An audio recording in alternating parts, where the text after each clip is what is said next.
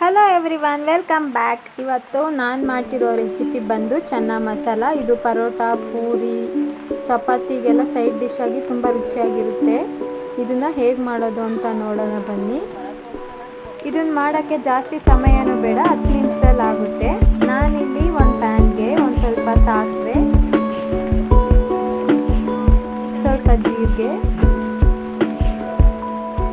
ಸ್ವಲ್ಪ ಶುಂಠಿ ಮತ್ತು ಬೆಳ್ಳುಳ್ಳಿನ ಜಜ್ಜಿ ಹಾಕ್ಕೊಳ್ತಾ ಇದ್ದೀನಿ. ನಾನು 4-5 ಹಸಿಮೆಣಸಿನ್ಕಾಯಿ, ಇದನ್ನು 2 ನಿಮಿಷ ಹಂಗೆ ಫ್ರೈ ಮಾಡ್ಕೊಳ್ಳಿ.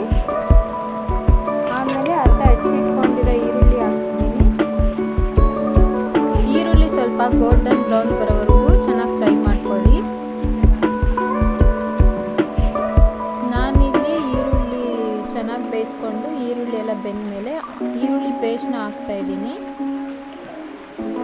ನಾನಿಲ್ಲಿ ಈರುಳ್ಳಿ ಪೇಸ್ಟ್ ಹಾಕಿದ ಮೇಲೆ 2 ಟೊಮೆಟೊನ ರುಬ್ಬಿಟ್ಕೊಂಡಿರೋ ಟೊಮೆಟೊ ಪೇಸ್ಟ್ನ ಆ್ಯಡ್ ಮಾಡ್ತಾ ಇದ್ದೀನಿ. ಇವೆರಡು ಆ್ಯಡ್ ಮಾಡಿ ಹಸಿ ವಾಸನೆ ಹೋಗೋವರೆಗೂ ಒಂದು 2-3 ನಿಮಿಷ ಹಂಗೆ ಬೇಯಲಿಕ್ಕೆ ಬಿಡ್ರಿ. ಚೆನ್ನಾಗಿ ಬೇಯಿಸ್ಕೋಬೇಕು, ಹಸಿ ವಾಸನೆ ಎಲ್ಲ ಹೋಗೋವರೆಗೂ ಚೆನ್ನಾಗಿ ಬೇಯಿಸ್ಕೊಂಡು ನೋಡಿ, ಈ ರೀತಿ ಎಣ್ಣೆ ಎಲ್ಲ ಬಿಟ್ಕೊಳ್ಬೇಕು. ಇದಕ್ಕೆ ಮಸಾಲೆ ಆ್ಯಡ್ ಮಾಡೋಣ. ನಾನಿಲ್ಲಿ ಚನ್ನಾ ಮಸಾಲ ಆ್ಯಡ್ ಮಾಡ್ತಾ ಇದ್ದೀನಿ 1 ಸ್ಪೂನ್. ಆಮೇಲೆ ಸ್ವಲ್ಪ ಧನಿಯಾ ಪುಡಿ, ಸ್ವಲ್ಪ ಅರಿಶಿನ. ಇದನ್ನು ಮಿಕ್ಸ್ ಮಾಡ್ಕೊಳ್ಳೋಣ.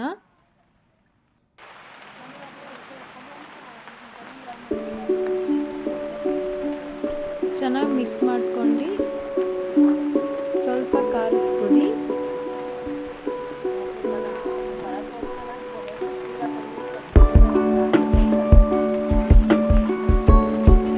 ಆಮೇಲೆ ಸ್ವಲ್ಪ ಪೆಪ್ಪರ್ ಪುಡಿ ಆ್ಯಡ್ ಮಾಡಿ.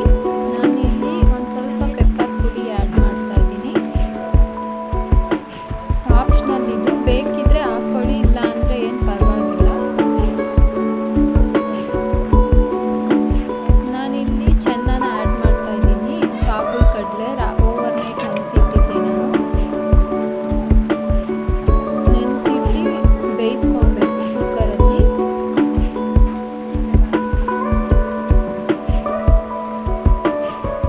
ನಾನಿಲ್ಲಿ 1.5 ಗ್ಲಾಸ್ ನೀರು ಆ್ಯಡ್ ಮಾಡ್ತಾ ಇದ್ದೀನಿ.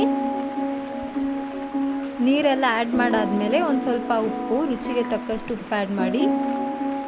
ಉಪ್ಪೆಲ್ಲ ಹಾಕಿದ ಮೇಲೆ ಒಂದು 10-15 ನಿಮಿಷ ಹಂಗೆ ಚೆನ್ನಾಗಿ ಬೇಯಿಸ್ಕೋಬೇಕು.